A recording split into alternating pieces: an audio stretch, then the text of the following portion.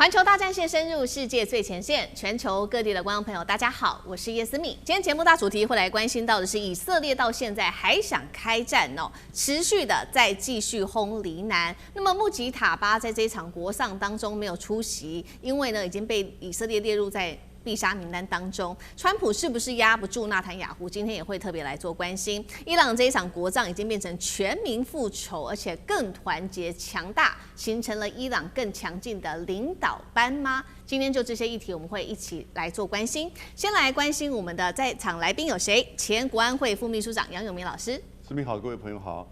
時事評論員李義修，思敏好，大家好。前海軍艦長呂禮士艦長，主持人好，各位觀眾大家好。好，觀眾朋友持續提醒大家呢，今天節目開始前幫我們節目按讚，並且呢按下熱推鍵，也可以在留言區寫下熱推，希望跟我們互動一樣，寫下思敏你在哪一個城市收看，我會親自的來做回復。那麼提醒觀眾朋友，在我們的主頻環球大戰線的主頻，現在已經有我們的新成立的會員頻道了，歡迎觀眾朋友在這個主頻當中按下加入鍵，就可以加入我們的會員頻道當中，享有更及時的消息，還有 Q&A 互動等等哦。那麼今天的大主題美伊戰事，我們先來關心有3個火線話題，等一下我們一樣請來賓特別幫我們做解答。首先我們來看到的是伊朗舉行的這一場國喪哦，動員上千萬人，是一個全民團結，還是戰爭壓力下的一個反勢凝聚呢？像現在看起來，川普當初是想要打垮整個伊朗政權，怎麼看起來伊朗有了更強硬的新政權正在成立呢？第二件事情是，美伊現在希望進入和談，但是以色列則是另外一頭持續的轟炸黎南，甚至釋放會對伊朗進行斬首的訊號，這是刻意要破壞這場和談嗎？川普說，接下來他會讓納坦雅胡知道誰是老大。這句話是什麼意思呢？川普會對這個納坦雅胡祭出更激烈的手段嗎？這是第二個問題。最後，今天也會來關心到有關於荷姆茲海峽的動態了。英法艦隊準備要進入荷姆茲，說是要在當地護航，但是面對伊朗還是如此的強硬，英法真的敢在荷姆茲海峽硬碰硬進場嗎？因為事實上是連美國都不敢的。英法的下一個舉動，我們會持續的來做關心。當美國正在歡慶國慶，我們看到是伊朗的街頭現在可以說怒火全面的升溫了，大批的民眾湧上了街頭。現在呢，根據官方統計，大約這一場國喪，也就是這個穆吉塔這個哈米尼哦，在這場美伊戰事當中被空襲的這位重要領導人呢，哈米尼為他來舉行國喪。這一場國喪呢，來自於伊朗官方估計，大約有超過1000萬人參加，已經佔伊朗總人口的1/6了。結果我們現在看到的是，它不是哀悼哦，是變成了一個看起來像是復仇總動員嗎？美以把哈米尼變成了一個凝聚民族情緒的殉道符號，這個是來自於專家的最新解讀。群眾在這一場示威當中之下，他們不斷的高喊美國去死，以色列去死，並且直指我們只有一句重點，就是我們要復仇。我們也來看到說，在此刻呢，沒有想到川普還是繼續的火上加油。他怎麼說這一些參加國葬的民眾呢？他認為說他們也許只是假哭吧，並不是真的這麼的傷心。這句話一出來之後，伊朗大使是立刻反擊，批評川普說，你沒有文明，你沒有歷史，你更是沒有榮譽感。我們看到這個《華盛頓郵報》針對這次國喪也做了一個分析，他認為呢，穆吉塔巴的領導之下，伊朗新的領導階層現在呢變得更強硬、更年輕，而且更殘酷，而且有膽識。這是來自於《華盛頓郵報》的最新分析。那麼我們來看到以色列的部分呢，現在最新消息哦。這個以色列持續的鎖定黎南來做攻擊，以色列出動了包括它的武裝直升機，向黎南地區發動了多枚導彈，還被發現無人機又再次的襲擊當地的一處民宅哦。原因就是因為我們也看到了以色列動作這麼大，所以呢這一次呢，這個哈米尼的兒子穆吉塔巴其實是沒有出席的，因為擔心會遭到以色列給鎖定攻擊。那以色列國防部早就把穆吉塔巴給列入了必殺的名單當中。針對於這個以色列的種種動作，土耳其最新總統說絕不能允許以色列繼續的做這樣的炸毀的行為，因為會破壞美伊之間本來就談好的 MOU 所以今天節目一開始，先請教這個楊老師怎麼看？伊朗現在是不是比戰前還要更殘酷了？川普這一仗是不是又賠了夫人又折兵？伊朗大使反川說川普沒有文明，老師怎麼看？你應該是問伊朗是不是比戰前更團結了？那是的，我覺得目前看起來，伊朗經過這次戰爭，從2月28號到4月7號停戰，到現在開始進行和談。到這2天，就是哈梅尼進行國葬，那你看到伊朗其實這個國家是更團結了，但這個團結帶有一點悲壯感，也有一點民族主義的反彈啊。民族主義的反彈應該是很清楚了，因為他如果川普認為說這些人是假哭，我覺得真的是太膚淺，膚淺顯現出美國歷史的膚淺，川普自己對這個伊朗的認知的膚淺，那這個國家這個文明2000年，它事實上過去長久以來受到外來的族群的侵略，甚至佔領、統治，在波斯這個地方。那這一次呢，你看到它前所未有歷史上最強大的帝國，對他們來講就是美國帝國，在1979年之後呢，不斷的進行制裁、圍堵，然後現在戰爭，把他們的最高領袖給暗殺掉。那經過這麼長時間就是的這個過程，那他們覺得說對抗霸權，這個是從歷史上、文明上一直以來他們希望能夠有所成功的。結果在這次的戰爭當中，雖然是喪失很多生命、財產然後呢，但國家維持完整，政權也維繫下來，文明跟主權沒有受到任何的影響，而且現在整個談判的方向對他們有利。所以，從伊朗的歷史、文明、主權跟國家的這個角度我覺得其實這種帶有歷史跟民族主義的反彈呢，是伊朗人呢覺得很驕傲，但是又很悲壯，因為畢竟這個國家被整個美國跟西方的制裁，那能不能夠這一次突破也不確定。你看現在以色列還在那邊繼續的攪局，然後呢，川普也不斷的在放話，那可是他們知道。掌控了就是地緣的這種優勢，以及荷姆茲海峽的這個掌控，已經有事實上是立於不敗之地。美國已經不願意再去做另一場大型的戰爭所以呢，在談判上面當然對他們有利，可是我覺得絕對不會這麼的順利跟樂觀，因為以色列會攪局，而且同時美國呢也絕對不會放棄他們在中東地區的掌控。那所以。接下來，荷姆茲海峽到底會怎麼樣的順利的通行？這種帶有悲壯跟民族主義的這種就是反彈我覺得在今天伊朗的這個整個情緒是非常可以理解的。但接下來呢，他們的領導階層一方面是擔心自己是不是會變成下一波以色列的就是暗殺的對象，另外一方面呢，要怎麼去進行就是接下來這個談判對他們比較有利，而不會讓人民在現在的民族主義反彈之下。覺得好像你好像退讓了，那因此這種在務實跟情緒跟民族主義之間的這種擺動我覺得其實對伊朗的這個領導人也不是一件很容易的事情尤其是談判者因為不斷的會有人插花嘛，因為以色列川普甚至連英法都會有這樣一個想法，所以我是覺得接下來的這個情況，當川普在講說這個是這個假哭，然後呢，伊朗駐巴基斯坦那個大使就罵他，你這是沒有文明的理解。不要忘記川普在4月7號的時候曾經在波文上面說，他說接下來我會把一個文明給消滅掉。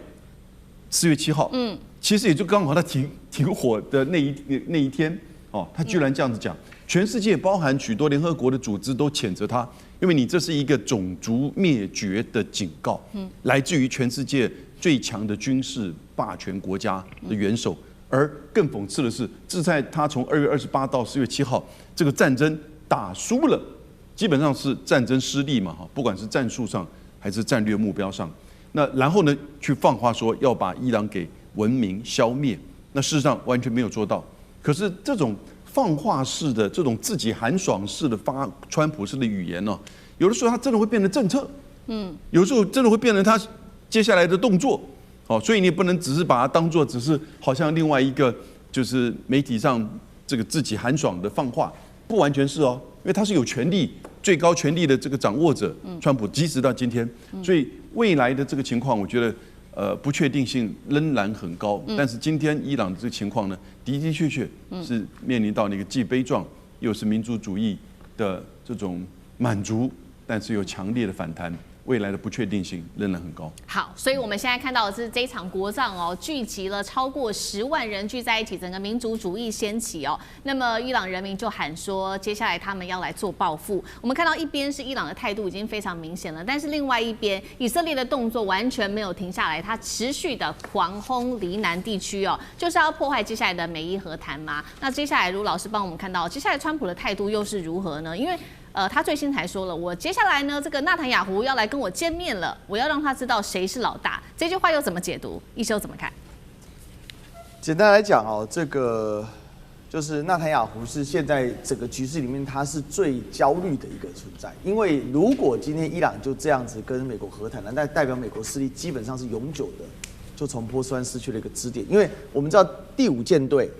太平洋中央司令部、烏代德空軍基地這些最厲害、最好的美軍基地，基本上都在波灣裡面，而在波灣裡面現在都進行癱瘓的狀態。所以，如果說現在這個態勢這樣下去的話，那等於相當於以色列必須自己獨自面對整個中東的局勢，而美國事實上就從這邊後撤了。那納坦雅胡所看到的跟美國所看到的完全不一樣，他看到的是如果要打的話，那得把伊朗給打散架。這就是為什麼他一開始跟這個川普報告的時候說，我們有這個機會把老哈梅內伊跟他的領導階層一鍋端，所以48個都被清空了嘛。結果發現的是什麼？發現的是不但沒有打垮伊朗領導階層，還讓伊朗呢他的這個年輕領導階層上來之外，而且還打出了韌性，而這個韌性最後是造成美國失敗的關鍵嘛。所以這個是第一點，就是說納坦雅胡的一個徹底的戰略誤判。那這個戰略誤判為什麼是基於他個人的貪腐事件，他在國內的權力的問題所形成的？那現在他既然打不到伊朗，所以他只好去打黎南，因為黎南這個真主黨是跟伊朗它是同一陣線的，而伊朗的和平協議裡面非常清楚規定，必須包含抵抗陣線，也就是抵抗陣線的所有的這樣的組織的成員，包含真主黨，包含這個胡塞武裝，包含伊拉克的民兵組織叫伊拉克的伊斯蘭抵抗陣線這樣子。那目前唯一以色列只夠得到黎南，因為很簡單，飛機飛到德黑蘭一定要加油機，加油機一出動，美國馬上知道。所以你是沒有辦法躲過美國的法眼。那美國現在反對嘛，所以川普現在不惜說出說我要把美軍派到黎南去做維和啊，這真的機器是核心。大家知道當年哦，這個中國也有派過維和部隊，2006年的時候，結果那一年的這個冬季的時候，就一個中校被炸死在這個現場，包含其他多國的這些維和部隊，所以以色列橫起手來，他是真的敢下毒手的。那我覺得以色列最大的低估它的原因是什麼呢？其實主要還是他對於伊朗整體韌性跟他的一個這個深度的一個不理解。伊朗是個大國啊，比如說我們剛才圖上寫的是1000萬人參加國葬，1/6，其實是1/9。為什麼伊朗是9200人最新登記？那這一次這個48個黨政高層被端掉之後，我們看到他怎麼恢復的呢？他做雙向恢復，年輕少壯派晉升之外，老的大量退休的政治家復原，恢復回來上班。所以現在的伊朗伊斯蘭革命衛隊的這個辦公室主任其實是他們前外交部長，而且這裡還就是外界也錯估了一個伊朗的形勢，包含對伊朗滲透最深的以色列。伊朗的整個政經形勢它的複雜度在於哪裡呢？革命衛隊跟政府單位，也就是我們說，伊朗是一個政府2套機構，宗教機構跟一般的行政機構，這是錯誤的理解。它的人員是可以流動。所以現在這個很有趣的現在啊，就是說，川普也知道，整體來講，這個目前最大的 bug 就在納坦雅胡。但納坦雅胡對於伊朗的形勢判斷依然不足，而且一旦這時候收手的話，伊朗再等到恢復再反撲，那以色列接下來問題就非常大了，因為伊朗已經發射過一顆飛彈到內蓋夫沙漠的深處，它的核子設施旁邊。我告訴你，我看着你啊。是。所以現在以色列壓力是很大的，而納坦雅胡壓力是更大的，因為這個是生死柱，不僅是以色列生死柱，也是他個人的生死柱。好，這個是關於這個以色列現在最大的憂心哦。那我們也看到說，那現在其實呢，整個美伊和談當中，還有一點非常重要的，就是有關於荷姆茲海峽未來的動向了。我們收到的最新消息是呢，英國已經表示了，阿曼已經同意接下來包括了英國跟法國會來做合作，確保荷姆茲通行的安全。法國接下來也會在中東這邊呢，開始來派遣他的掃雷部隊，當中包括了2艘的是他的獵雷艦。那伊朗馬上警告說，荷姆茲海峽不能是域外勢力展示軍事力量的舞台，製造危機者，接下來你要負擔自己承擔接下來的後果。那麼伊朗大使他也說了，正在跟阿曼研擬新的航線的安排，未來將會對這些通行的船舶來徵收新的服務費哦。針對友好國家會獲得特別的考量。艦長怎麼看這個？接下來英法艦隊真的敢進入荷姆茲海峽嗎？我們先討論一下為什麼美軍艦隊沒有派遣相關的這一個例如說像濱海戰鬥艦，那直接進入這個區域進行獵雷，因為美國的這個濱海戰鬥艦的獵雷模組啊，也不過就是這1-2年才完成，它的訓練還不足。那這個是其實有關於獵雷模組是當年濱海戰鬥艦設計的非常重要的一個部分啊。那它的這一個獵雷呢，其實是配合了空中、水面以及水下，就是 3D 的一個立體的這一個作用啊。那但是呢，我們講到說，現在英法都躍躍欲試啊，但是有一個問題出現，也就是英國到底有沒有艦艇在這一個位置？其實有啊，4-5型的這個驅逐艦龍號。之前不是就已經宣告它已經進入了中東這個海域？那為什麼它沒有辦法做？因為它是驅逐艦，它不是獵雷艦。那換了法國為什麼這麼說呢？因為法國最近幾年它有一個例行性的這個克里蒙梭行動，那也就是由這個戴高樂號為旗艦，然後帶着一個編隊直接的前往那個中東以及亞洲。那他可能就是順便而已。那為什麼沒有人願意主動來做呢？其實有一個國家曾經被美國點過名的，那個就是日本。日本是真正有這個實力的。為什麼這麼說？其實有2個原因。第一個原因是日本本身在第2次世界大戰結束之後，因為它被盟國在各個的這個海岸部署了非常多的水雷，那他自己要來除雷，所以他累積了非常多的一個經驗。那第2個，也就是我們現在所謂的這些獵雷艦，它其實本身之前是木頭做的，現在其實我們講到的都是非磁性的一個複合的一個工藝，例如說 FRP 啊這種構成，這個也是日本的強項。可是日本為什麼現在不說話？因為日本動輒得咎，那現在已經不打仗了，日本不是可以透過海外的這一個維和嗎？他為什麼不做？其實高市早苗，現在他如果真有這一個國際的這個想要得到這個國際的聲望，現在就主動嘛？為什麼不？因為到底有多少雷，有什麼樣的雷，美國還有英法都搞不清楚。好，謝謝呂艦長。那我們休息一下，馬上回來。觀眾朋友們，我們要開會員頻道啦！因應呢美中、中東還有印太的亂局，你看到的是新聞，我們看到的是背後誰在操控這個世界。加入會員可以取得獨家視角的通行證，你將優先取得更深的觀點判讀，包括了核心真相分析、歷史脈絡拆解、局勢推演邏輯。同時解鎖會員勳章、優先互動權、問題解析、幕後花絮，支持我們制作高品質的影片。點擊下方的加入鍵，一起成為戰友吧！我們會員頻道見。